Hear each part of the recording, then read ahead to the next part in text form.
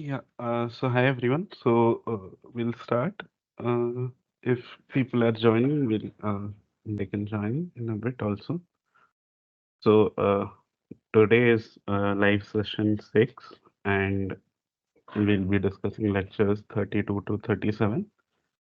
So here are some important links. So the link for the live session, the YouTube and the Google Drive where all the materials for the live session are uploaded. Uh, Mm, some other important links such as link to the our website, our studio, and the third one is the link in GitHub for downloading all the course codes that have been used in the course by sir. So today we'll discuss about week six, which is basically regression, clustering, and classification. So uh, basically, I'll give an overview of whatever was taught throughout the week, and then we'll look at how to implement regression and everything in R also.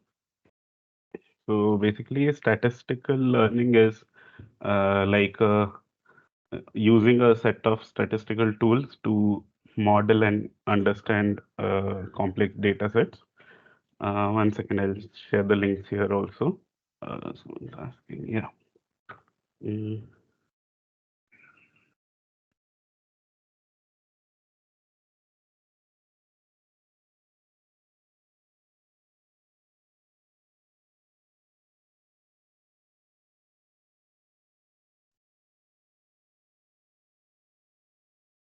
yeah. I think I've shared it before. However, this is the link for the Google Drive, and uh, the other one is the link for all the codes. Rest of it, I think you can find out.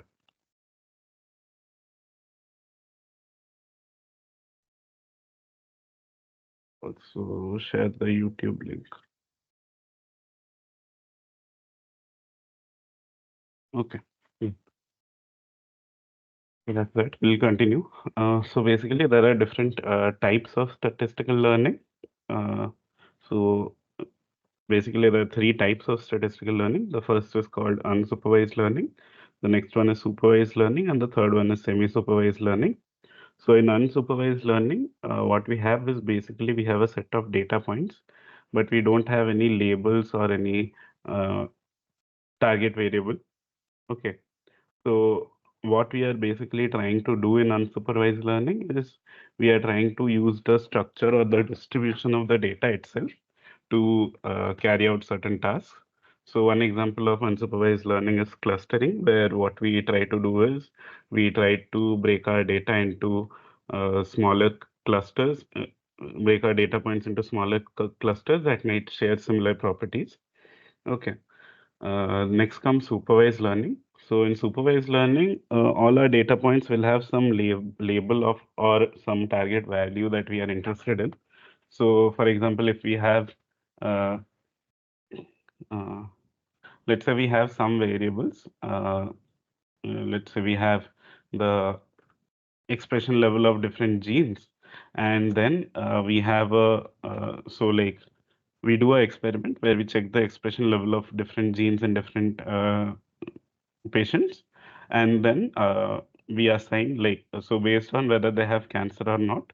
What we do is we basically so our target variable here will be if they have cancer or not. So it will be 1 if they have cancer and 0 if they don't have it. So these target variable is basically our label. So each data point will have a label, either 0 or 1, indicating whether that patient has cancer or not. So in this case, since we have binary labels, what we can do is we can do classification on this. So we can learn basically what values of expression of different genes might be more likely to fall into the cancer group or the non-cancer group. Right. And regression is something that we have talked about, linear regression, multiple linear regression. So the third type of statistical learning is semi-supervised learning, where some of the data points have labels, but not all of them. So yeah, so basically we use some of the label data to learn and then try to explore and better our methods on the unlabeled data. So an example of this would be semi-supervised clustering, where we are clustering, but we know a few groups. We know that some data points belong to certain groups. Okay. So does anyone have any issues with this? Okay. So we talked about linear regression in the previous weeks. This week, sir also talks about nonlinear regression. So nonlinear regression is basically used to capture the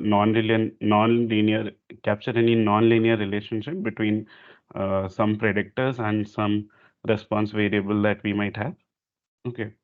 So some approaches of nonlinear regression include polynomial regression, linear regression post linearization, and nonlinear least square method. We'll talk about them in detail now. So polynomial regression is basically when, let's say we have two variables x and y that we want to regress. So we want to predict the value of y based on the value of x.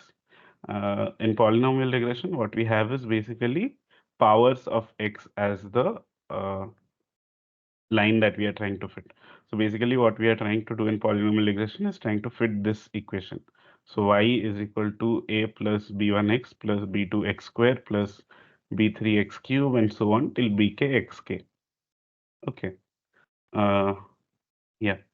So one way to solve polynomial regression would be to reduce it to a linear regression question. So basically what we do here is instead of x, we write here z1, and instead of x square, we write here z2, and xk, we write zk, and so on. Every variable, we just change it, uh, like relabel it. And we basically treat each of the variables as different predictors.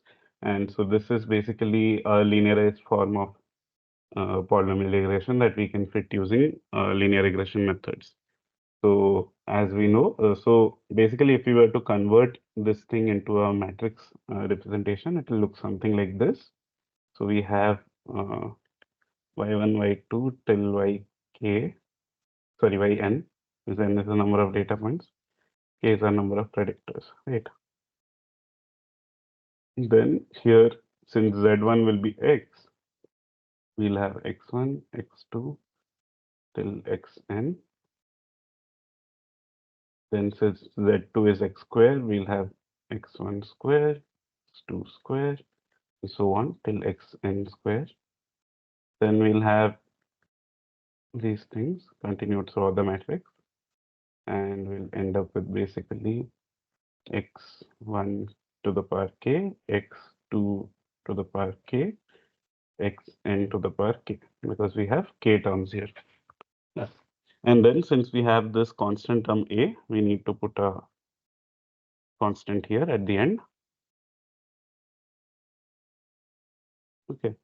And then we have a B matrix, which is basically our coefficients till bk, and then we have a here. So this is basically y is equal to x into b. And what we are trying to figure out here is b. So basically we can use, basically we know from linear regression that the answer using linear algebra, the answer will come out to be something like this. So b is equal to x transpose x, inverse of that, into x transpose y. Right. Yeah. So once we do polynomial regression, again, like we did for simple linear regression and for multiple linear regression, we can do a t-test to check if all the individual coefficients that we get, so b1, b2, or beta 1, beta 2, beta till beta k, if all those coefficients are significant. As with multiple linear regression, we can do an ANOVA to check if any of these coefficients are basically greater than zero. And then the third thing we can do is an ANOVA to compare different models. So let's say we have two models. So M1 is basically alpha plus beta 1x, and M2 is basically alpha plus beta 1x plus beta 2x square. So we have these two models. Uh, yeah, y is equal to. Yeah. So we have these two models. Now, if we want to compare these different models, what we do is we set the coefficient that is present in only one model as 0. So that will be our null hypothesis. So in our null hypothesis, we'll be basically testing if B2 is equal to 0. And our alternate hypothesis will be that B2 is not 0. Right. So if we do a statistical test and we figure out that we have to reject our null hypothesis, then that means the value of B2 is not 0 and this model is better than the second model is better than the first one. However, if we do a statistical, if we do the ANOVA and figure out that we can't reject the null hypothesis, that means B2 is actually 0 and it is better to use the first model. Okay. Is that clear for everyone? Does anyone have any doubts? Okay. Uh, yeah. So there are polynomial regression is just one approach for nonlinear regression. There are other approaches that we can use. So one of the things that we can do is basically we can linearize a nonlinear system. So for example, let's say we have this system here, y is equal to px by q plus x. What we can do is if we basically invert this thing, so it will be 1 by y is equal to q plus x divided by px. That turns out to be q by px plus 1 by p. So we now have an equation which is 1 by y is equal to q by p into 1 by x plus 1 by p. Right, we get this equation. So here what we can do is we can basically use linear regression to now fit our model. So when we do linear regression in this case, we'll take y is equal to 1 by y. So capital Y will be 1 by small y. Capital X will be 1 by small x. B here will estimate the value of q by p and A here will estimate the value of 1 by p. So once we do this linear regression here mentioned here, we figure out what A and B are, then we can get back what the values of P and Q are for our equation. So basically we get the values of P and Q using this method. Right. Another approach to solve nonlinear regression is to use nonlinear least square method. So basically, let's say you have some exponential equation like this to fit, where y is equal to a plus c e to the power minus bx.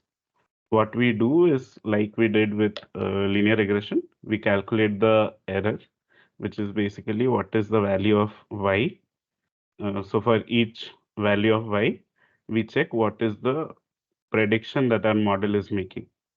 So once we have fitted the model and we know the values of A, C, and B, we can put this to, or we assume the values of A, B, and C. We can input those into here and get a value of Y that we are predicting. So this is basically Y predicted by model. So we are subtracting the actual observation from this and we are taking the square of it and we are basically summing it up across all data points that we have. So this is basically error sum of squares that we had for linear regression. We have now defined it for a nonlinear case. And then what we do is we basically try to minimize this function. Find optimum values of A, B, and C where this error value is the minimum. That's how you fit in least square method. Okay, is that clear?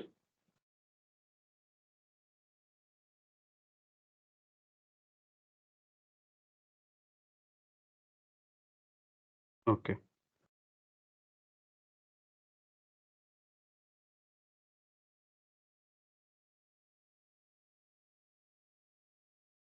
So basically, there's something called bias and variance. Okay. Uh, so when you're choosing a nonlinear model, bias is basically something that prevents you from fitting properly to the data. So, for example, if you have a cubic relation, but you're trying to fit a quadratic equation to it, of course, your model will not be able to fit and replicate the uh, data that you fit properly to the data that you have. So in that case, what you're having is your like quadratic model has a high bias because it's not able to fit your data, right?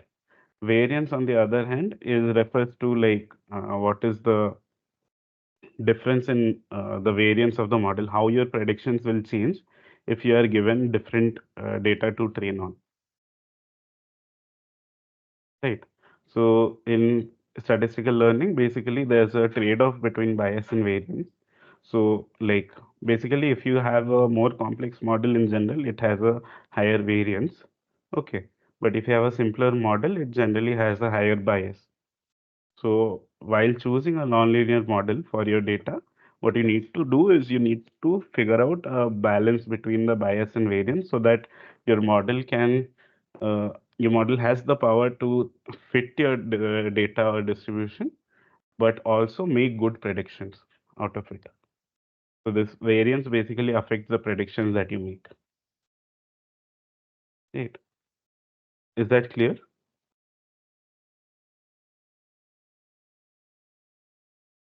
Okay. So next, so I thought about clustering. So clustering is basically a task of uh, dividing all the data points that you have into different groups or clusters so that the data points that are there in a certain group or a cluster are more related to each other in some way or more like each other in some way compared to other points that are there in other groups. Right.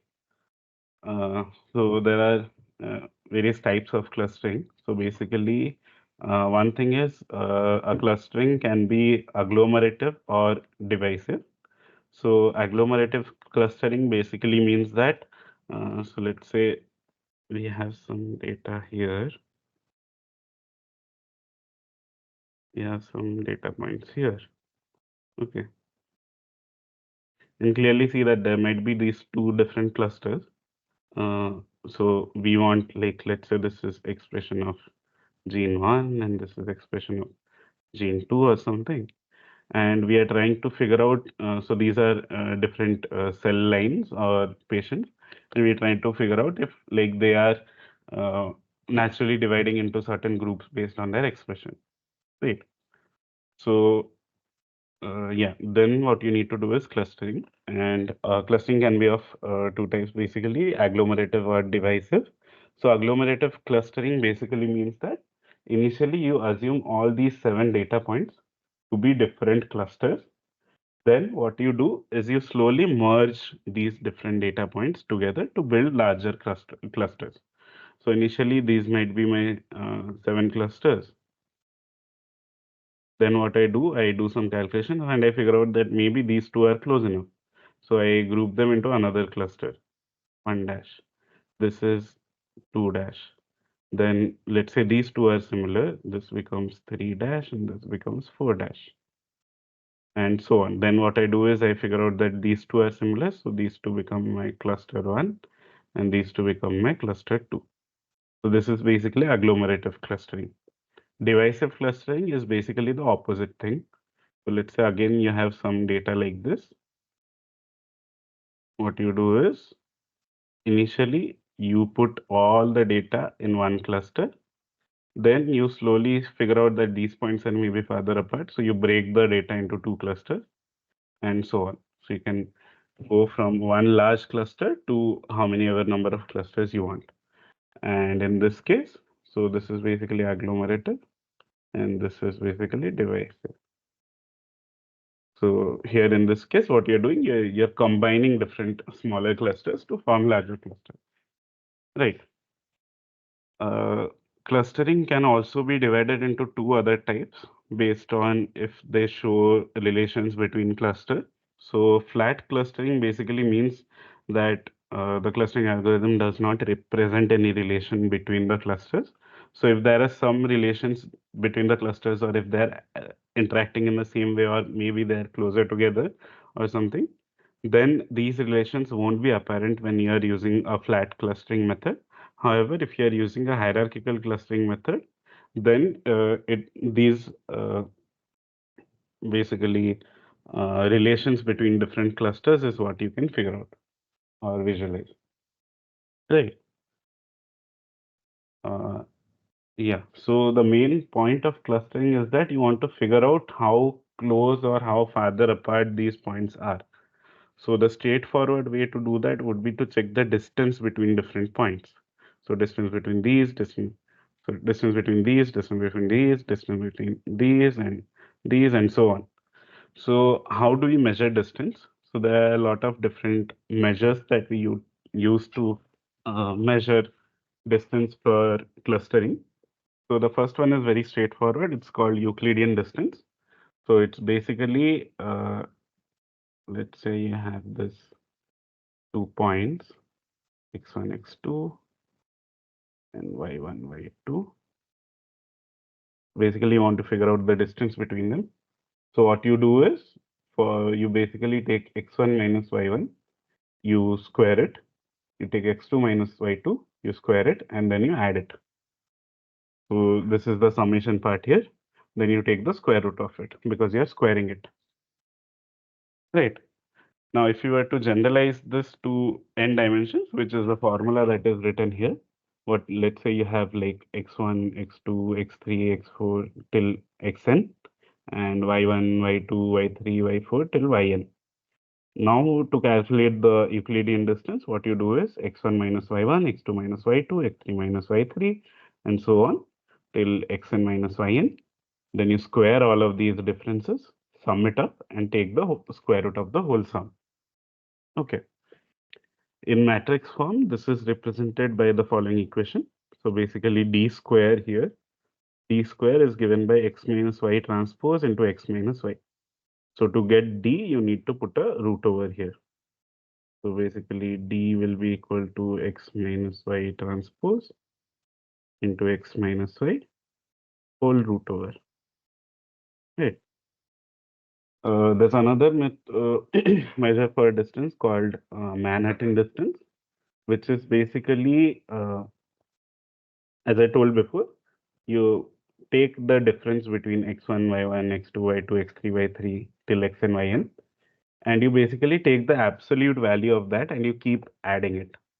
So there's no need to do squaring or take the root of it. You just basically take the difference, take the absolute value, all the dimensions that you have, and then you add it. This is basically the Manhattan distance. So the Minkowski distance is another uh, distance measure, which is basically a generalized form of uh, distance measures. So now what we have here is xi minus yi raised to the power p. So absolute value of this raised to the power p. We take the sum of it, and then we take the pth root of it. Right. So notice that p is greater than 1. So when you use this formula and you put p is equal to 1, what you get is summation of I is equal to 1 to n xi minus yi raised to the power mod of this raised to the power 1 raised to the power 1 by 1, which is basically the Manhattan distance. So 1 by 1 is basically nothing, like doesn't matter here. Now, if we put p is equal to 2, what you get is summation of I is equal to 1 to n xi minus yi mod whole square of it. Then you take 1 by 2 of the summation, or you take the root over. So this is basically our Euclidean distance. So the Minkowski distance is a generalized distance measure where you have a parameter called p, which is greater than equal to 1. And depending on the parameter, you get different distance values. Right. Depending on the parameter you want to use. If you use 1, then you get the Manhattan distance. If you use 2, you get the Euclidean distance. But you can use other values of p also, like 3, 4, 5, and so on. Right. Uh, so sometimes what happens is when you're plotting some data, or you have some data, let's say X and Y, there might be some correlation or relation between the axes. So for example, let's say you have a expression of gene 1 and expression of gene 2, and you are plotting points here. So what might happen is these gene 1 and gene 2 might be somehow correlated or expressed together that you might not know about. So in those cases, what you do, since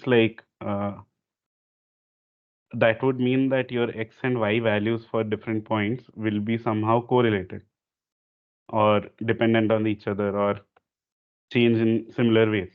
So the normal distance, these distance methods, if you use, then you might get values that are not correct, or uh, yeah, basically you get incorrect values for distance or something. So in that case, what we do is we take the Mahalanobis distance, which is given as x minus y whole square into s raised to the power minus 1 into x minus y, and you take the whole root over of that. X here is the covariance matrix, right? So this takes into account the variance between x and y. Uh, that it takes it into account while making the computation for distance. So correcting for it. Okay. So when your data has variance of 1, so when x and y in this case have variance of 1 and x and y are not correlated, so basically your covariance matrix will look something like this. Let's say you have two variables. Let's say you have two dimensions. In that case, x is x1, x2, y is y1, y2. So in that case, if you calculate the covariance matrix, what will happen is, since the variance is 1, so the diagonals will be 1 of this matrix, because the diagonals of the covariance matrix are the variance of x and y. And since x and y are not correlated, the rest of the values of this will be 0, because they are not correlated. So what you get is an identity matrix. Now, if you take the inverse of this, it will again be an identity matrix, because the inverse of identity matrix is the identity matrix. And thus, this term will just disappear. It's basically a identity operation, identity matrix multiplication. So then this whole, sorry, it's not square, it's transpose. Yeah.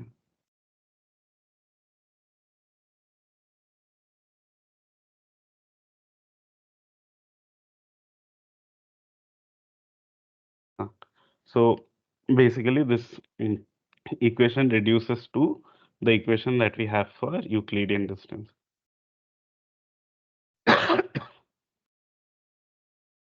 But if there is some correlation between x and y, then this distance value will deviate from the Euclidean distance.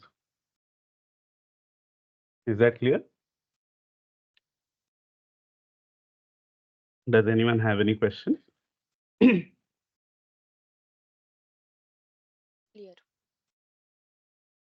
Okay.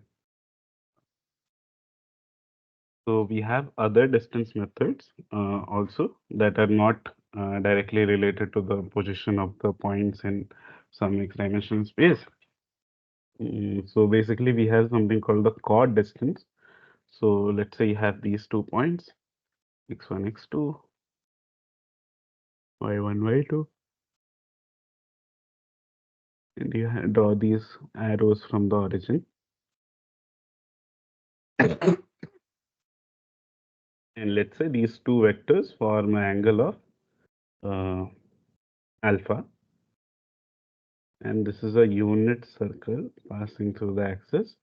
Then the chord distance is basically this distance. The the length of the chord that is passing through this circle, where these points intersect, where these vectors intersect with the circle. Right. Sorry. So as we know from before, we can figure out the value of cos alpha by doing the dot product and then dividing it by the magnitude of both x and y, these vectors.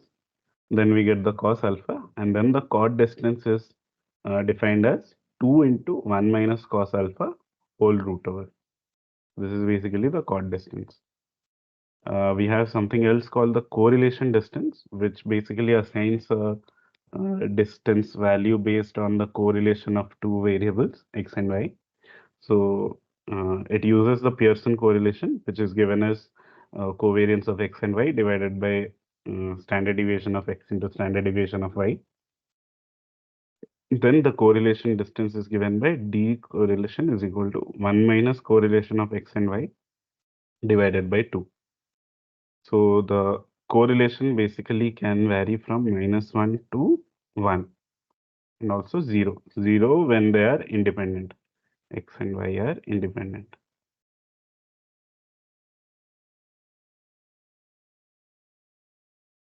Right.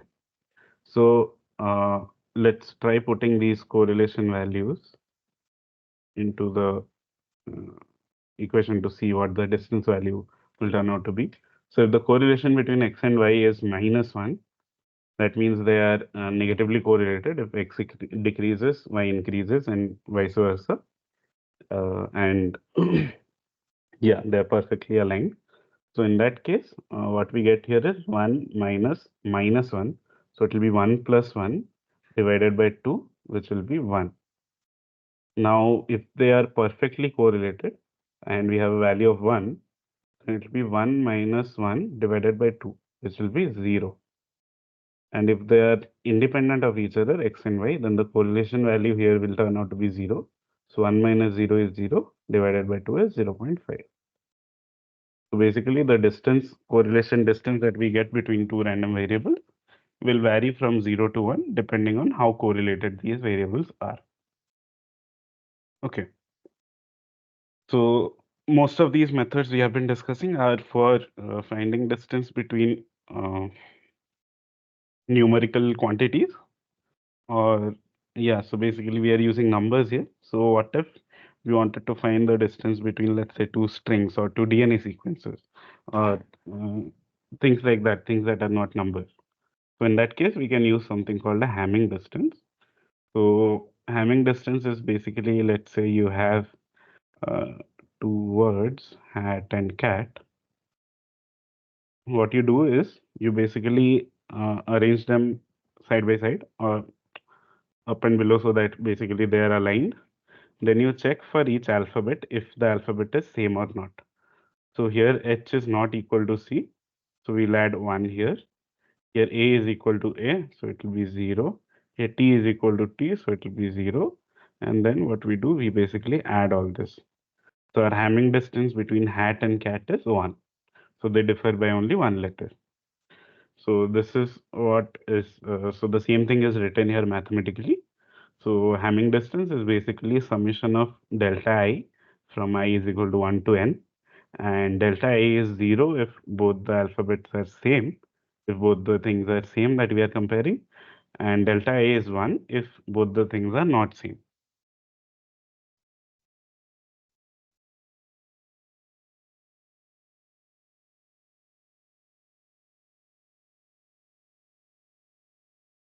Hello?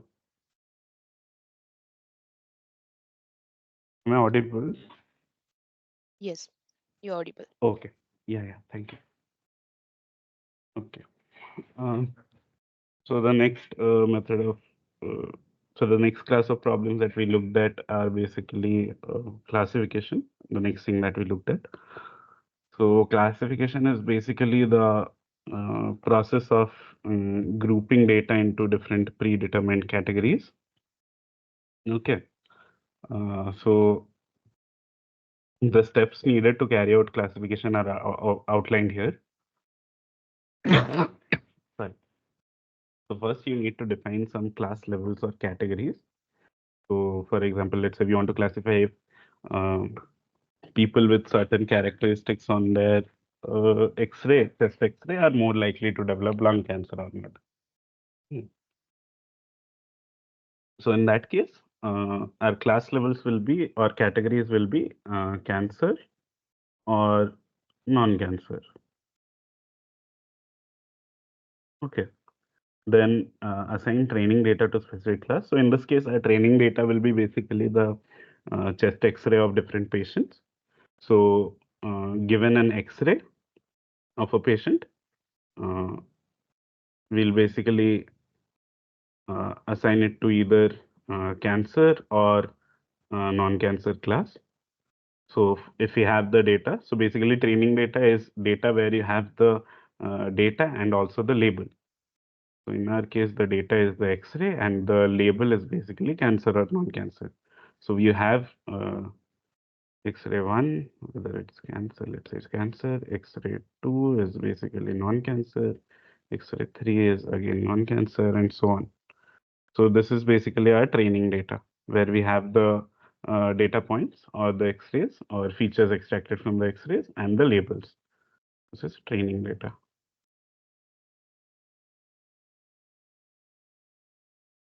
Okay. Uh, yeah. Then what we do is using this training data, we try to fit a model or a rule so that we try to fit a model or figure out a rule so which helps us basically uh, correlate these uh, characteristics from X-ray to the class label, whether it's cancer or likely to be cancer or non-cancer, right? So basically, we are trying to learn a function that takes this as an input, the X data as an input, and predicts this thing as an output. If the data is more likely to be cancer coming from a cancer patient or not. Then once we have the model, model trained,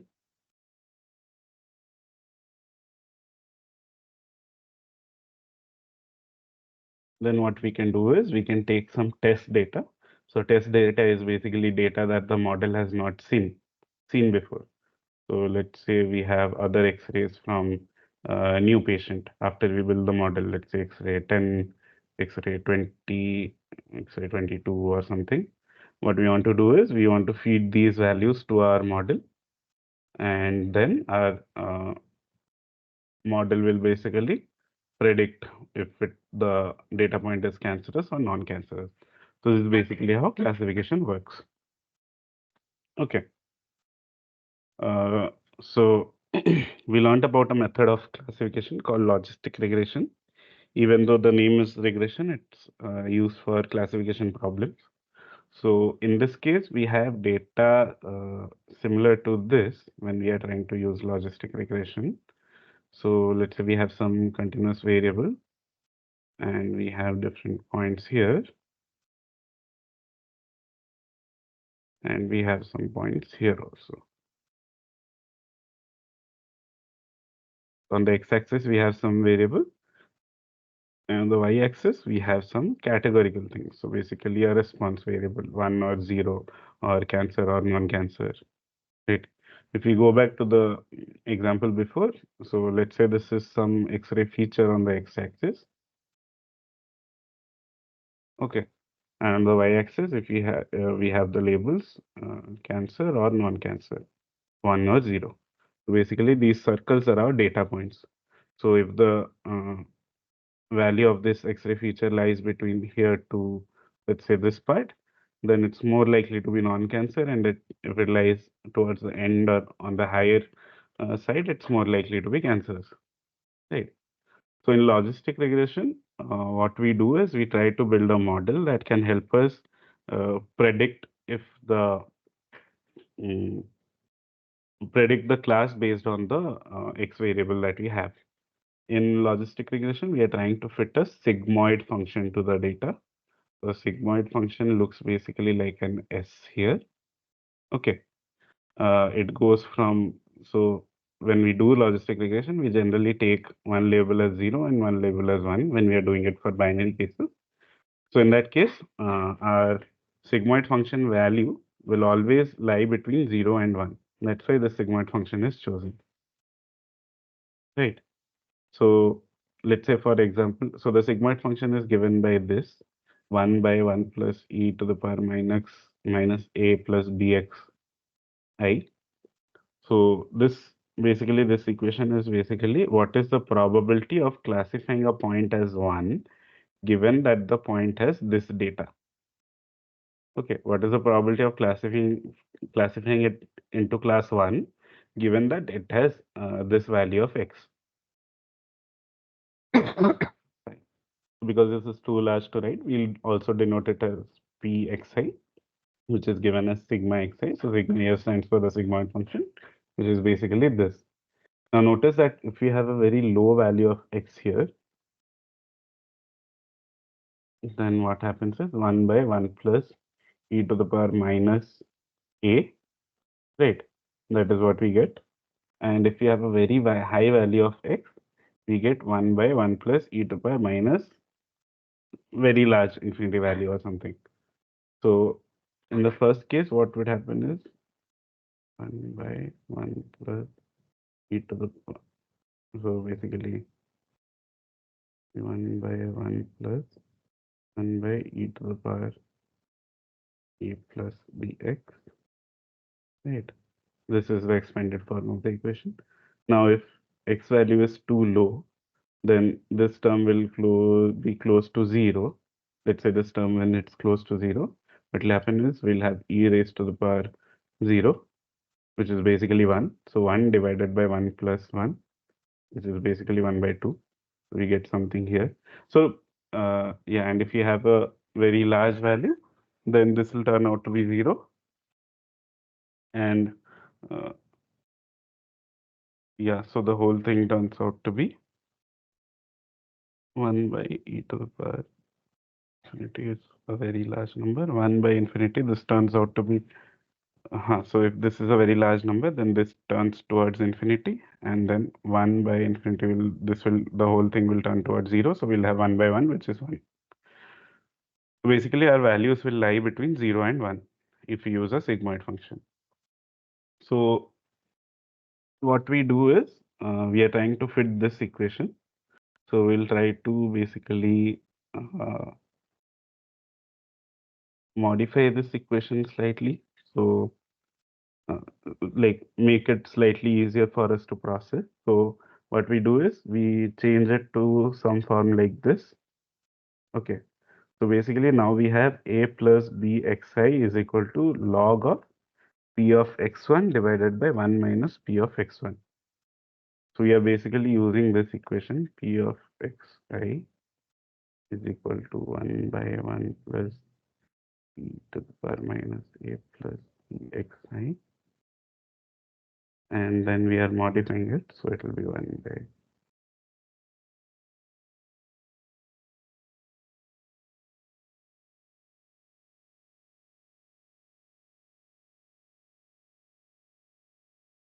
right. Then we take this 1 to this side, so it will be 1 minus pxi divided by pxi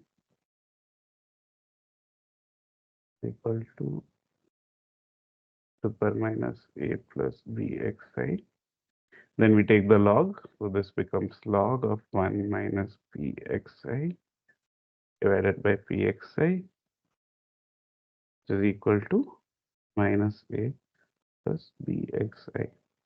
So if we multiply a minus here, then this log thing will flip. So we'll have this a plus bxi. Oh, sorry, there's a bracket here. So basically, yeah, both of these are minus. So we multiply it by minus. So this thing, this denominator flips to the numerator and the numerator flips to the denominator. And what we have here is basically this equation z is equal to a plus bxi is given as log of pxi divided by 1 minus pxi. So this thing, so this pxi is basically probability of belonging to class 1. And since we have two classes, 1 minus pxi will be probability of belonging to class 0. So this is basically a ratio of these probability. So this ratio is called odds. And since we are taking the log of it, it's called log odds or a logit. That's how the name logistic regression comes. Okay. So this whole thing is called a logit or log odds. Then how do we fit the logistic regression equation? Uh, what we do is, so we have written this in a generalized way now. So probability of y is equal to y1, yi, given x is equal to xi, is equal to probability of xi, which we had here, probability of xi raised to the power yi into 1 minus probability of xi raised to the power 1 minus yi. So yi can be 1 or 0 because we have that two classes. So if we put yi is 0 here, in probability of y belonging to 0 when x is equal to xi is given as, so this y will be 0, this will be 0, so this will be 1. So it will be 1 minus px to the power 1. And if you were to predict the probability of y is equal to 1, it will turn out to be the same equation that is here. Right. So this first part.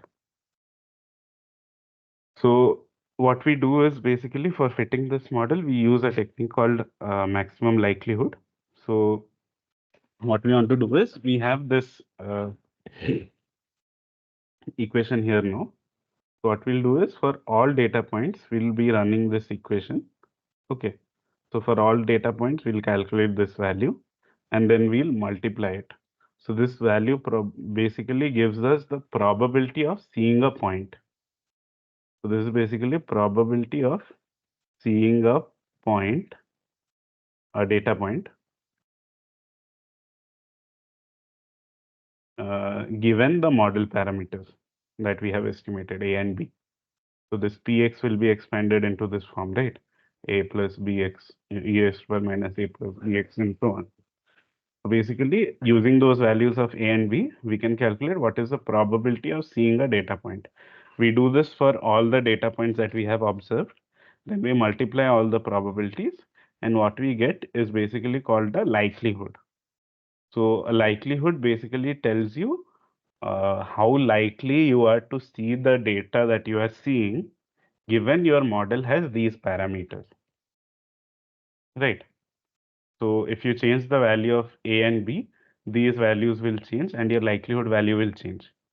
So what you need to do in this case to fit a logistic regression is we want to maximize the value of likelihood or the log of likelihood. We take the log because it's computationally easier for us to do on a computer.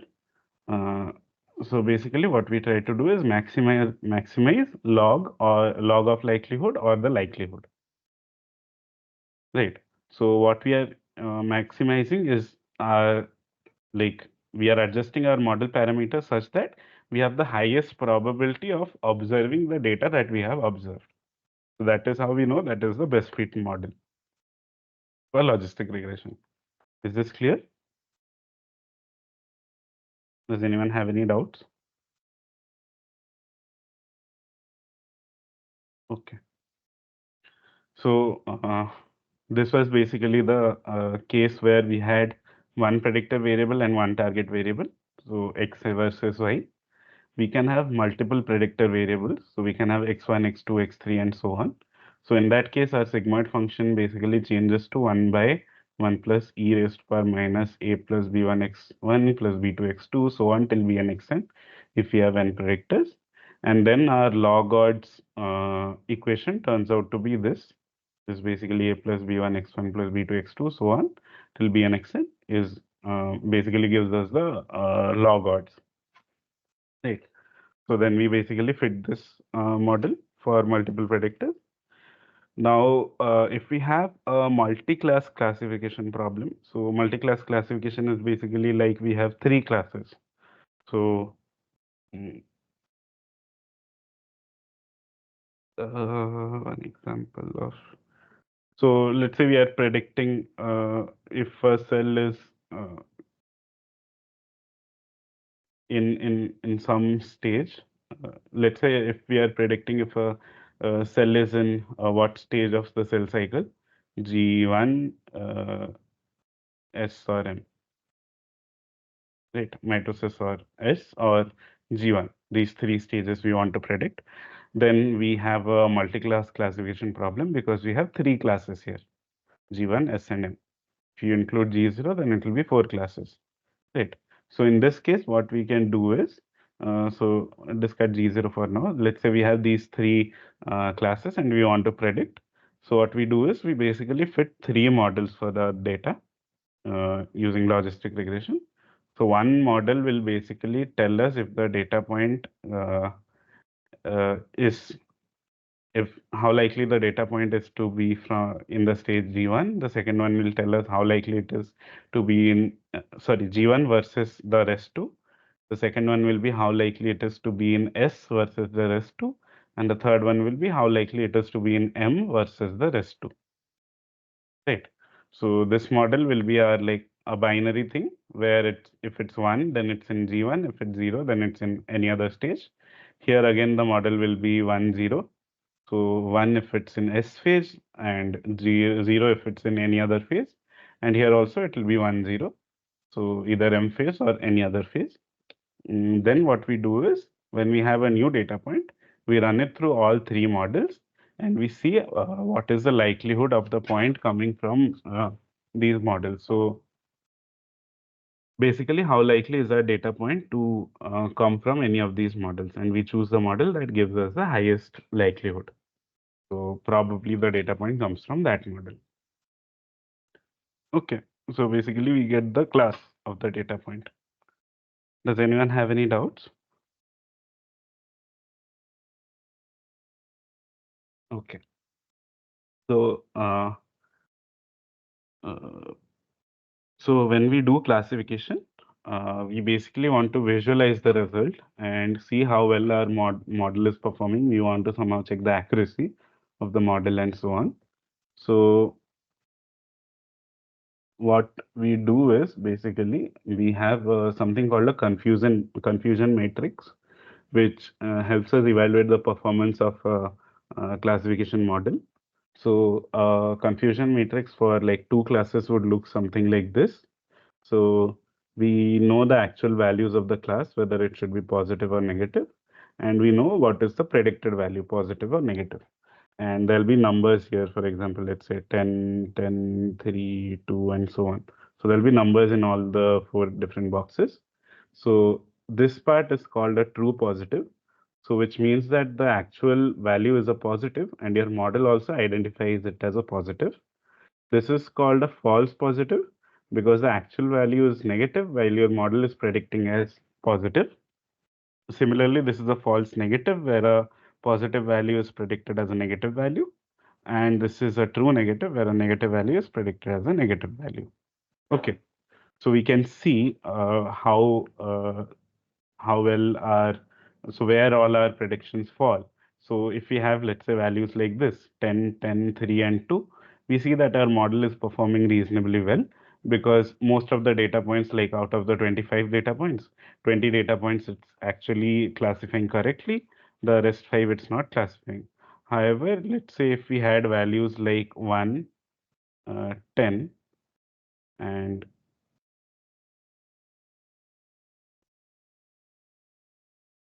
11 and 5 or something like this, then in that case we'll be worried about the model because it's not predicting any true positives properly.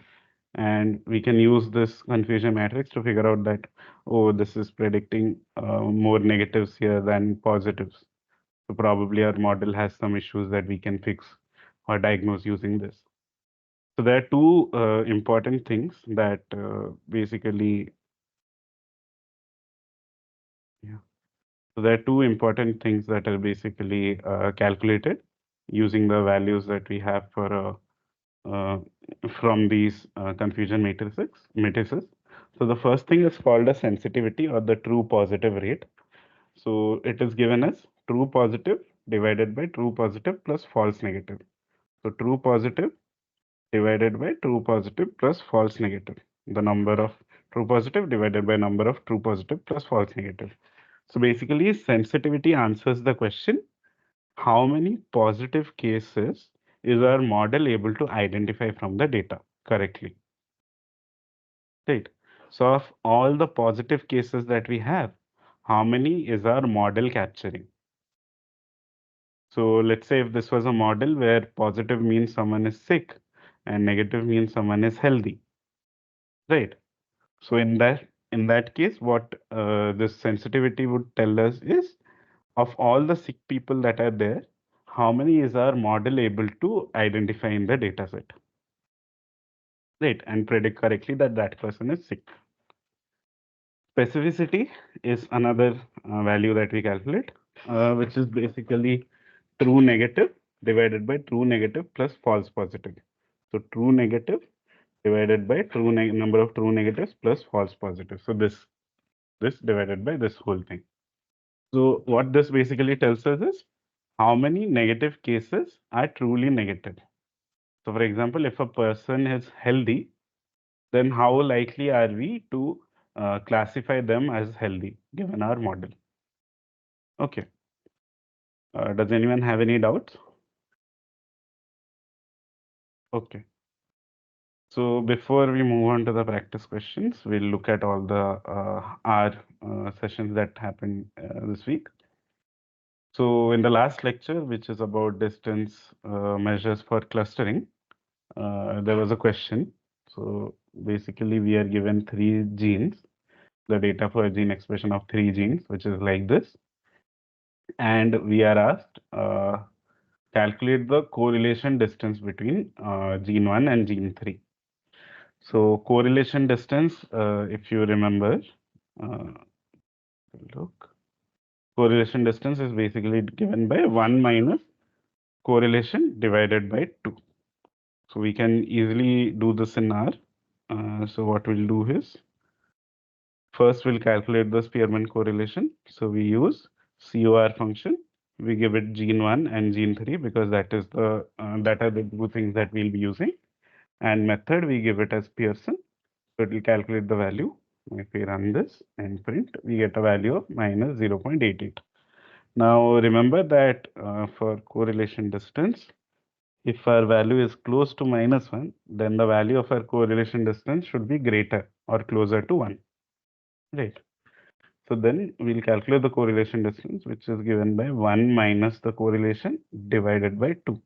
So I've just used this formula and I print it, and the value is pretty close to 1, 0.944. It as expected. Does anyone have any questions regarding this?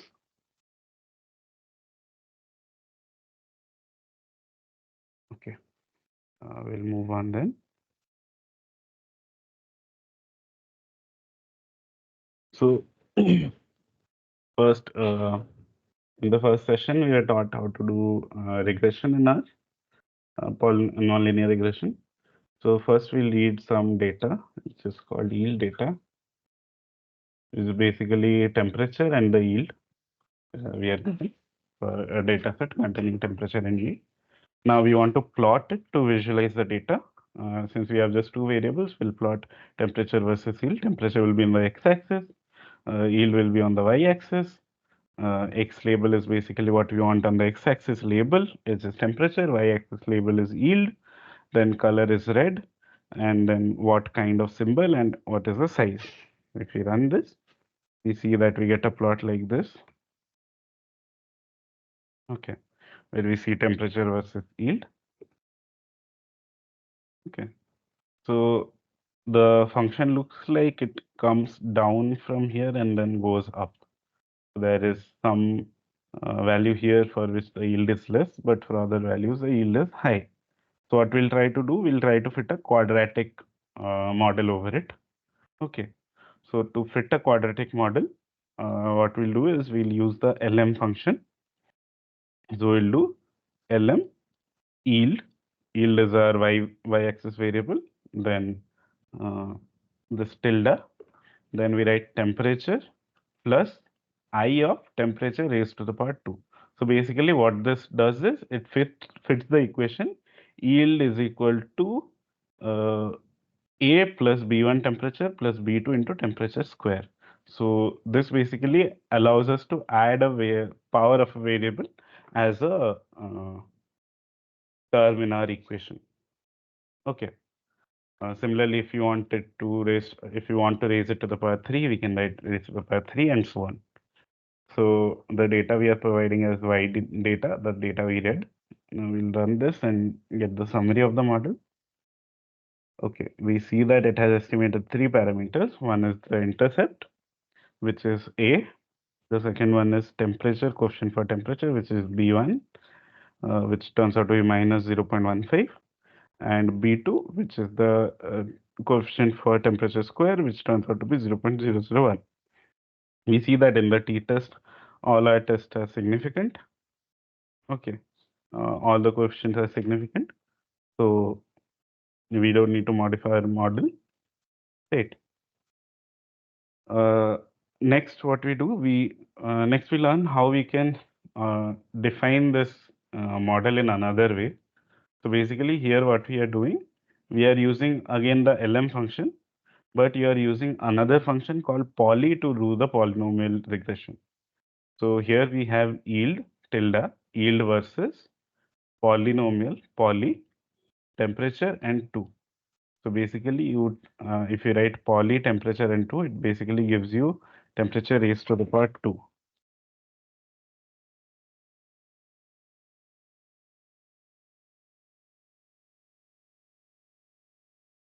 Uh, Sorry.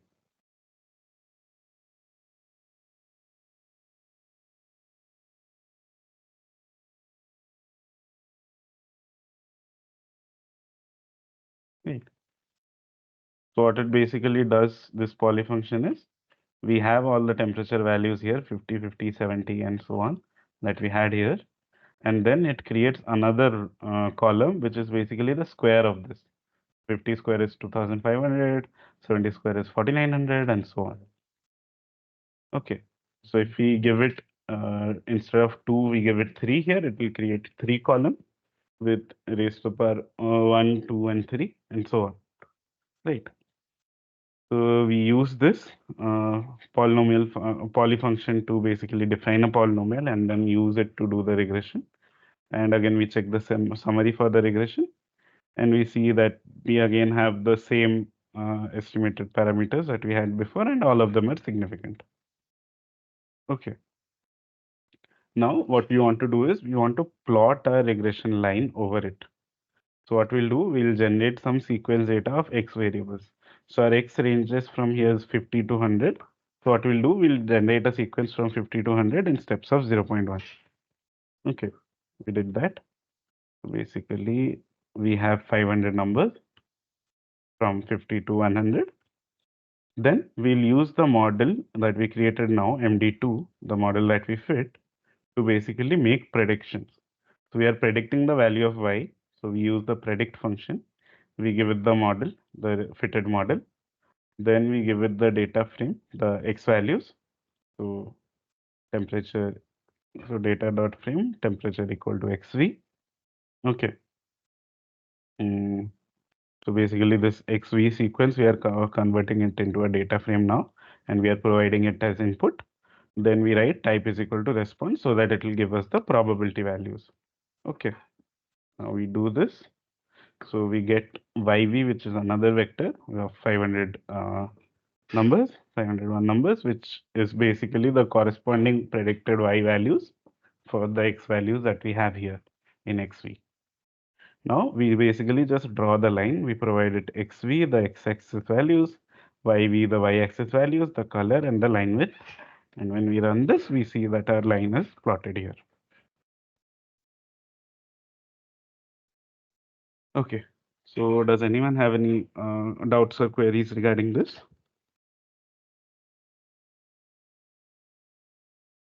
Okay. So next we'll look at how we can do nonlinear regression using the least square method in R. So this is basically a planned data set that you can download. That's basically taken from here, this book. So what it has is uh, basically how the mass of a plant increases or changes over different weeks. Okay. So we'll first plot the data. We'll plot the week on the x-axis. We'll plot the mass on the y-axis.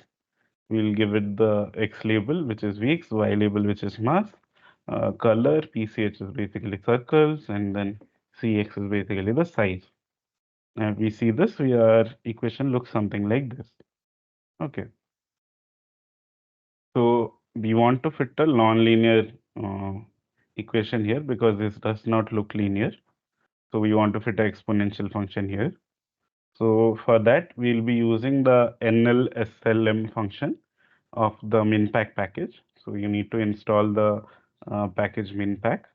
So you can go to tools, install packages, and then type minpack.lm and then install it. Right. Then what we need to do, we need to, after we are done installing, you need to run library so that it loads it into the environment so that you can use it. So basically, what we are doing here is initially we are guessing a suitable starting value for uh, our parameters A and B, and then we are giving it to this NLSLM. We are defining a model, we are giving the data, and we are providing where should you start. So we can see that uh, our equation is of the form mass is equal to A into 1 minus exponential of minus B into week. Right. So yeah, so we have guessed that the value of A will be 25 and the value of B will be 9. You can start with any different number of guesses. So what we write is NLSLM, that is the name of the function, mass, which is our dependent variable, tilde, then we give it the equation A into 1 minus exponential of minus B raised to the power minus B into week. And the data is the planned data that we have before. Now we just run this and we write the summary. So basically what we have here is we have the formula, we have the estimated parameters A and B. You see A is 26.8 and B is 0.17, which is so the B value changed significantly from whatever we provided, but the A value is closer to what we had. We see that all these things are significant. The t-test says that all these coefficients that we have are significant. So that means this line should fit our model properly. Like there should be no issues. We don't need to change the equation. So now we want to just plot the fitted model over this line. So what we'll do, again, we'll create a sequence now from 1 to 16 because our data is uh, roughly going from 0 to 16 or something, 1 to 16. We do this. We create basically a vector of length 150 from 1, 1.1, 1.2 till 16. Then we again use the predict function. We provided the model that we created and then the data frame to predict on, which is basically uh, we are changing this into a data frame here. Data frame week is equal to xv. Now we run this. We get a set of we get a vector for y, which is basically the model predicted values for the corresponding x values. And then we use the lines function, lines x, y, color, and line width to plot it. You see that the line that we fitted, the regression that we fitted is basically this. Okay. Does anyone have any issues? Is everyone following?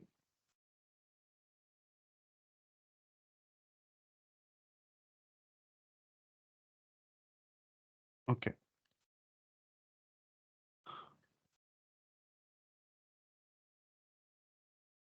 Yeah. Next one, move on to logistic regression. So we saw how to do how to do polynomial regression. Now we'll look at classification using logistic regression.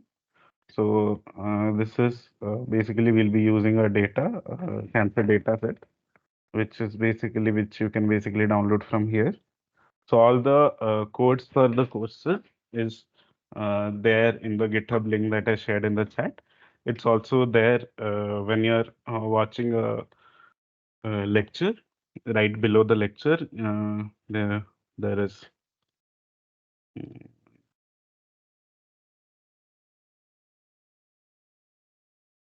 let's say you're watching a video, then below each video, there's a link here to download the code and the data.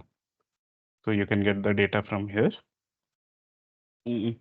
or you can download the data from here, this using this link. So what we have is Basically, the original data has been trimmed here and transformed for this analysis. So we have two types of tumor, malignant and benign. So malignant is represented as 1 and benign is represented as 0. And these things is stored in a variable called mal. So if we see this, we basically have a variable called mal, which is a target variable. So 1 means the tumor is malignant, 0 means the tumor is uh, benign. Okay. Then we have other predictor variables such as the radius of the cell and the area of the cell. Okay. So we first read the data. So this is how the data looks like, radius, area, and malignant we have. Now we want to plot it. So let's say we just want to use the area to fit. Um, you just want to use area as a single predictor to predict if a cell is malignant or benign. So we are just interested in area right now. So we'll just plot area, $10 area as the x-axis, $10 mal, so malignant or not as the y-axis. We give it the labels for x-axis, labels for y-axis. Okay, the color PCH is basically the shape and CX equal to 2 basically increases the size. Now we run this and we see that basically we have a plot like this. I also, it's basically area going from 0 to 0.4 and what is the probability of the data point being malignant or not, right? Uh, so basically what we are doing here is we are doing a logistic regression using the generalized linear model function or GLM function. So we write logit.area. So basically this is a log out for, so this is a logistic regression for area is given as GLM. We want the column mal versus area. Data is basically the trained data that we read, and family is we give as binomial. So this ensures that our model will run a logistic regression model. Okay. So for logistic regression, we have to give the family as binomial. Now we run this and print the summary. So basically, we have a intercept and a coefficient for area, and we see that both of them have t-test values, which is significant. So both the coefficients are uh, useful for us. We'll not remove any. Now we want to plot the regression line. So again, we'll create a sequence first from 0 to 0.4 in steps of 0.01. Then we have to basically, so we have to use this equation of logistic regression to calculate the probability. So probability is given by 1 by 1 plus exponential of minus a plus bx. So this is basically the sigmoid function. It gives us the probability. So using this, when we fit this model, we had estimated the different parameters, which is for here for the intercept and the area. So the intercept is our A here, and the area is our B here. So what we are doing is basically trying extracting those values out. So if you look at this logit area thing, it has a lot of different things. One of them is called coefficients, which is basically one is intercept and one is area. So intercept is A and area is B.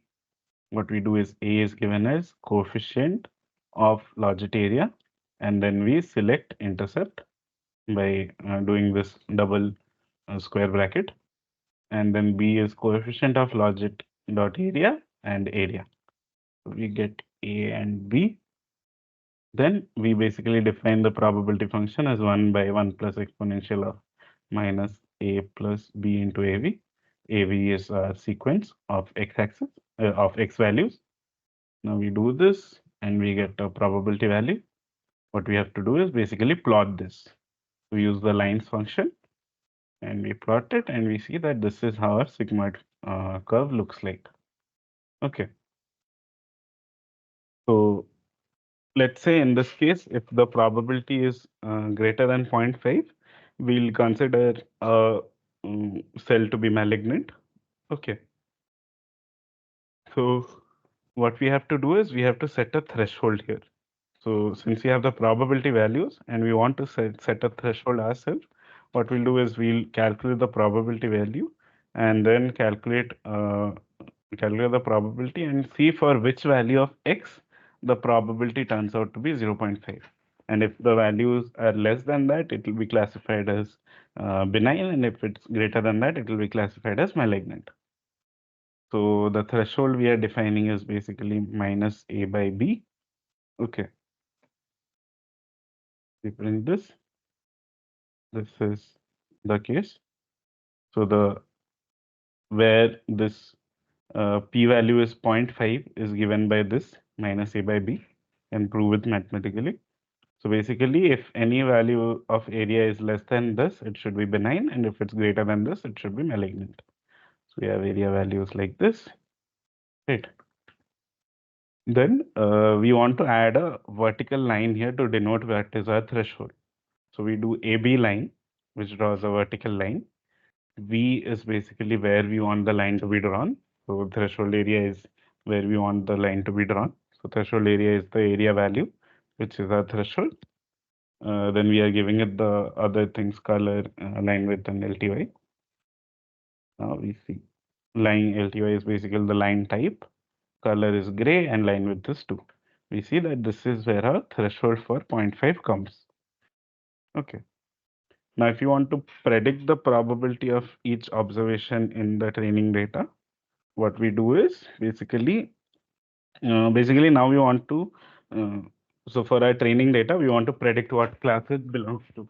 So we will take the area value and we'll use it to predict what should be the malignant mal value. Should it be 1 or should it be 0? So we again use the predict function. P1 is given as predict, logit.area is the model, train is the data set we are using, type is response to give us the probability value. Do this, then since we got all the probability values, so P1 we can see is basically all the probability values for all the points that we have. Then if the probability is greater than 0.5, we give it a value of 1. If the probability is less than 0.5, we give it a value of 0. So this is what this if else does. So if else, you give a condition here, then what to do if the condition is true, what to do if the condition is false. So if probability is greater than 0.5, we assign it 1. If probability is less than 0.5, we assign it 0. Okay. Now we run this, and basically we have C1, which is basically for each data point, what is the predicted class, whether it is malignant or benign. Now we want to create a confusion matrix to see how our model is performing. So confusion matrix we create by table. Predicted, we give it the values of whatever we have predicted, which is C1, and actual is basically what are the actual label values, which is given as train dollar mile. Right. We run this and print it, we get the confusion matrix. So 274 is how many are actually benign and our model is predicting as benign. 41 is how many are actually malignant, but our model is predicting as benign, and so on. Okay. Then we'll again calculate the specificity and the sensitivity that we discussed about. So specificity is basically true positive divided by true positive plus the this one, mm, false positive, right? Sorry, specificity is true negative plus divided by true negative plus false positive. So what we have here is tab 1, which basically selects this value here divided by sum of tab across 1. So basically we sum these two vertically. This column, first column we sum, we divide this value divided by sum of these, and we get a value of 0.93. Right. So let's take a look at the slides again. So we have high specificity, right? This is the specificity. So what it means is how many of the negative cases are we correctly identifying as negative? And we have the sensitivity, uh, which is given by true positive plus false negative. Now It's basically this divided by whole of this row. So that's what we are doing. 2 comma 2 basically take this value, then the sum of the second column. Okay, this turns out to be 0.76. So what it basically means is how many positive cases are actually, how many of the total positive cases is our model actually able to identify. Great. So that's all. Then what we do here is we try to improve our model by using two predictors. So how can we do that? So we are building a second model called Logit2, which again use the GLM function, malignant, which is a dependent variable, tilde means versus area plus radius. So we are using both the predictors, area and radius. Data is strain, family is again binomial. Okay, because we want to do logistic regression. We run this, we check the summary, we see that we have intercept, area, and radius coefficients, and we see all three of them are significant. We don't need to dispose of any of them. The other thing that you should note when you're doing logistic regression is this value called AIC, so Akai information criterion. So it basically tells you how good your model is. So for the previous one, we had a very high score, so our model was not that good. But now we have a lower score, so our model is better. So go for models that give you lower values of AIC. Okay. So now again, we want to evaluate this model. We again use the predict function to get the probability, classify it based on probability. If it's greater than 0.5, it's malignant, otherwise it's benign. Then we create another confusion matrix using the table function. So predicted will be C2, actual will be train $mal. Now we print it out. And we see that, so if we want to compare it to our previous table, so yeah, so this is the previous one, this is the newer one. The newer one has lower AIC, so it should be performing better. So what we see here is this one actually performs better because number of true positives has increased, number of false true negatives has also increased, and these two numbers have decreased, which is what we want in a good classification model, to have high true positive, high true negative, and low of rest of the everything. So again, we calculate the specificity and the sensitivity. So specificity is 0.94 and sensitivity is 0.86, which is better than the previous model. Okay. Now we want to evaluate the model on some test data. So we also have a test data set called test underscore cancer. So we are importing it as test. It basically contains the radiance area and whether it's malignant or not, but for newer data points. So these are data points that our model has not seen yet. So again, we'll use the predict function. We'll give it the fitted model, the test data set, and type is response to get the probability. We get the probability of test. We classify it. If it's greater than 0.5, it's malignant, otherwise not. Then we create a confusion matrix and see this is what it looks like. Then we can again calculate the specificity and sensitivity. Okay. So that was all about regression and clustering and classification that we were taught. Does anyone have any doubts regarding week six lectures?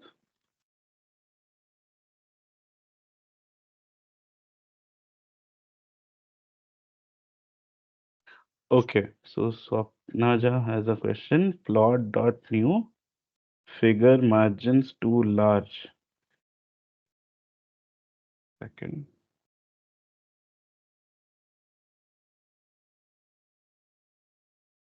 So means the question is like whenever we execute the code which is given or which is there inside this download folder, if we execute in our environment, then this error is occurring. Like, so if we Uh, set the margin like short, then also this is happening. can you share your screen? Okay. I'm solving the previous actually, but okay, I'll share. Yeah, yeah. Can you share the Art Studio? Yeah, Is it visible? yeah, it's visible. Can you run the plot function again? Okay, first I'll fetch the data set. Yeah. Then this is also there. Even I checked the name and dimension, but Mm. Can previously you increase the it is 19 previously. I make it 3, and here also 14. I replaced it with 20, 12, but still the error is there. okay? Can you increase the size of your plot window? Yes, did this zoom. Not zoom. So Can you just increase the size? okay, Like like drag it. Not that. Huh. Increase it that way and the other way also. Try running it again. The plot code. okay, Ah, fine. yeah. Yeah. So So this every time we have sometimes to do happens. like this. So when you're trying to plot something and you're like uh, plot is bigger than the window that you have open, sometimes it will throw this error. So in Okay, that case, now you can just now it's working. Fine. Yeah. ah, Thank you. okay, yeah. I'll share again. Uh, yeah, yeah. So that's all for this week. Now we'll go to some practice questions. So first question is, we want to fit the equation y is equal to a e raised to the power bx to a data by linear regression. What should be the linearized form of this equation? So we have the equation y is equal to a e to the power bx. Now to linearize, we need to bring this x thing down. So like it is raised to some power, we have to bring it down. So what we do is we take the log. So log of y, natural log of y is equal to log of a plus log of e to the power bx. So since these things are multiplied, when you take a log, it becomes added. So basically log of a plus log of this thing. So log of xy is given as log of x plus log of y. Okay, so this property we are using. Then we are putting log. Then what you do is basically this is e raised to the power bx and we are taking the natural log of that. So this will just become bx. So what we'll have is log of y is equal to log of a plus bx. So this should be a linear form of equation. So this is our constant a and this is our coefficient for x. And this is our y. So the answer here will be a. Log of y is equal to log of a plus bx. Is it, is that clear? So it's okay if you're solving previous assignments or something also. If you have any doubts with previous assignments also, you can ask it. Okay, don't feel like you can't ask about previous assignments now. If you have any doubts from the starting till now, you can ask any of that anytime. Okay. Thank Huh. you. Yeah. So we have the second question. For the following data, our regression equation is G is equal to B1S plus B2S square plus A. To perform the regression using linear algebra, we formulated a system of equations of the form G is equal to SB. Here B is given as this. What is the value of S? So we are given G is equal to SB. G is basically our G thing here. So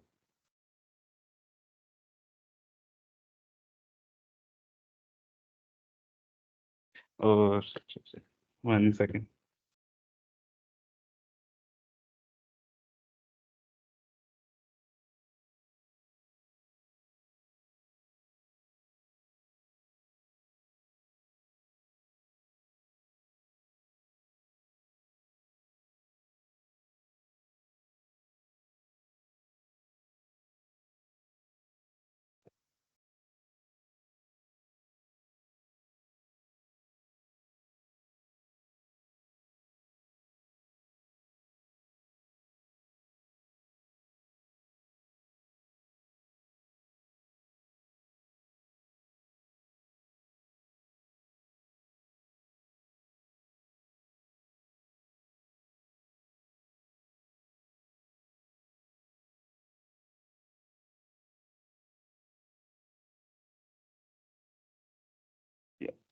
Sorry, I just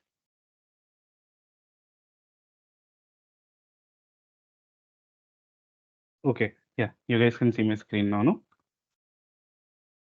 Yeah, sorry. So there was this table I forgot to put. Uh, yeah. So basically, we have the value for S and the value for G here. Okay. So what we do is when we are trying to represent it in the form of a linear algebra equation, our G matrix here will be 3, 2.5, 2, 1.6, and 1 will be a G matrix, which will be equal to some S matrix based on our equation, and B matrix, which is given as B1, B2, and A. Right. So this is our B matrix. This is our G matrix. Our S matrix will be basically, since we are doing S and S square, it will have S on this row, it will have S square on this row, and since we have a constant here, it will have a constant term here corresponding to the constant A. So what we'll have here is basically 0, 1, 2, 2, 3, then 0, 1, 4, 4, 9, 1, 1, 1, 1, 1. So this is the value of our S matrix. Okay. 0, 1, 2, 2, 3, 0, 1, 4, 4, 9, 1, 1, 1, 1, 1. Okay. Next question is, which of the following is the Mahalanobis distance? X and Y are two data vectors, S is the covariance matrix, and P is a parameter. So the Mahalanobis distance is basically given as this form here. Answer is A, X minus Y transpose into S inverse into X minus Y whole root over. Is basically the formula for that. The fourth question is, calculate the Hamming distance between the following DNA sequences. So we have two DNA sequences. So for Hamming distance, we need to check if all the corresponding letters are similar or not. So in this case, these are same. We have 0. These are same, so we have 0. These are same, so we have 0. These are different, so we have 1. Same, same, same, same, same, different, same, different. So we have 1, 2, 3. The Hamming distance here in this case will be 3. 1 plus 1 plus 1. Okay. The fifth question is, which of the following arguments should be used to perform logistic regression using GLM in R? So as we just saw, when we are using GLM function in R and we are trying to perform logistic regression, what we use is basically family is equal to binomial. So the answer here will be A. Family is equal to binomial. Okay, it is a long question. The question is, we want to classify cells as differentiated and undifferentiated based on the level of expression of nanog and OCT4 genes. We will use logistic regression for this classification. What type of data do we need to train the classifier? Okay, so basically we will be using logistic regression to build a classifier. So basically what a classifier does is given the so in this case, our training data will look something like what is the expression level of this gene nano G, and what is the expression of this gene OCT4. So the expression values, and then we'll have a cell type, CT, cell type, which is basically differentiated or undifferentiated. So these will be the labels. So this is our data set. So yeah, so to train this model, we'll basically need a data set like this, which will have the expression of nano and oct4, and it should have the labels for that, differentiated or undifferentiated. To train the data, we need this kind of data to train the model. So we'll lead to the options, what is given, what type of data. So A is gene expression data from two separate sets of cells. One having only differentiated cells, other having only undifferentiated cells. Gene expression data from pure differentiated cells. Gene expression data from a mixed population of differentiated and undifferentiated cells. Gene expression data from cells that are neither differentiated or undifferentiated. So the last thing will not help us at all because that's a very different kind of category than what we are trying to predict. We are trying to predict differentiated and undifferentiated. Uh, the second one will also not help us because we'll just have data points for differentiated cells, but we'll not have expression levels for undifferentiated cells. So our model cannot make any classifications or predictions for undifferentiated cells. Okay. Now, the third option is gene expression data from a mixed population of differentiated and undifferentiated cells. So if you have a mixed population of differentiated and undifferentiated cells, then the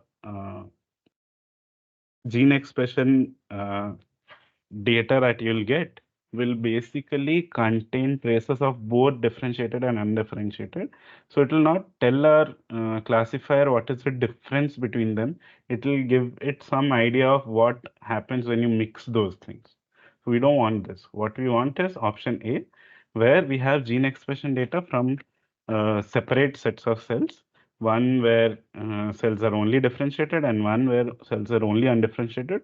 So our model can learn the features of both differentiated cells and undifferentiated cells, and then later use those features to deal with to make predictions or classifications. Okay. The seventh question is, okay, sorry. Does anyone have any issues with this? Did everyone understand this? Okay. The seventh question is, we created a model by nonlinear regression in R. We want to use this model to calculate the outcome for new inputs. Which of the following R functions can be used for this? So we know that when we are using a model, a nonlinear regression model, a logistic regression model to calculate the outcome for new inputs, we are basically using the predict function. The NLSLM is basically used to do nonlinear regression. GLM is used to do logistic regression, and summary basically gives us a summary of the model. Okay. So summary will give all the coefficients, their t-test, ANOVA, and everything. GLM is basically used to run linear models such as logistic regressions and all. NLSLM is basically used to do nonlinear regression. Nonlinear regression. Basically, when we are trying to fit nonlinear equations using least square methods. And the predict function is the answer here, which is the function that we can use to calculate outcome for new inputs. So given a model and some data, we can make predictions using the predict function or get some response type and probability and variables. Okay. Does anyone have any doubts? Great. So we have one more question, last question. So we are fitting BMI versus age data to the equation BMI is equal to A plus age square plus age cube. Which of the following R code is suitable for this regression? So we are given model is equal to LM, and in some cases we are given model is equal to NLSLM. Okay. So we don't, so this is basically BMI versus age. There's no power thing here, so this answer is not correct. The second one basically uh, forms the equation BMI is equal to A plus age square. This is also not something we need. Option B is basically BMI versus age, a linear model, which is not what we want. We want a polynomial model. So the first option here is basically BMI given poly age 3 rho equal to true. So what this poly function does is basically it creates the variable age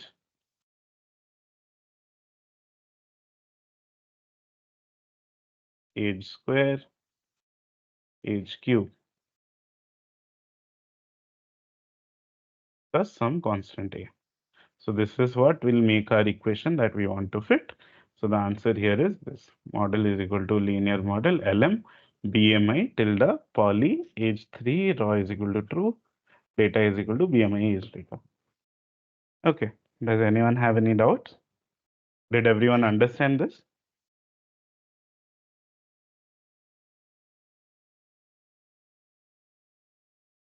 Great. Does anyone have any doubts regarding this or regarding any uh, thing that was taught in previous classes also?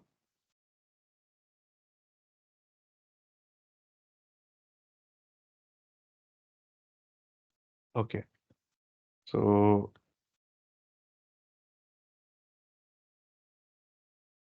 yeah.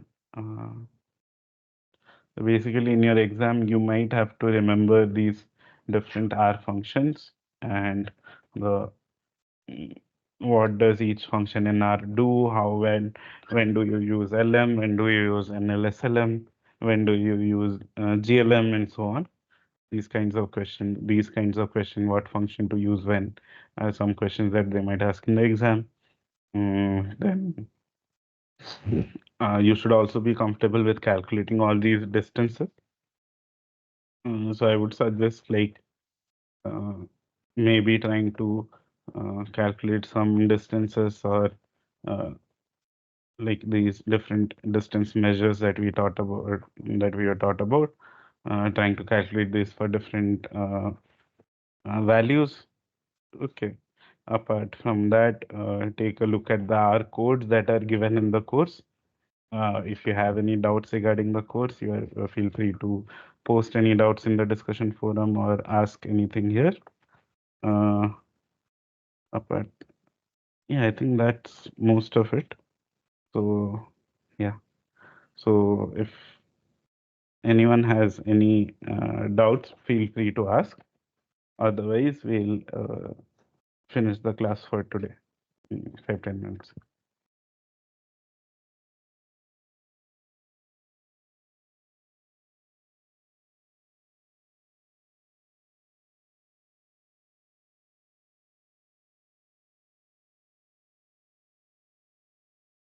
Okay, since no one has any questions, we'll stop here.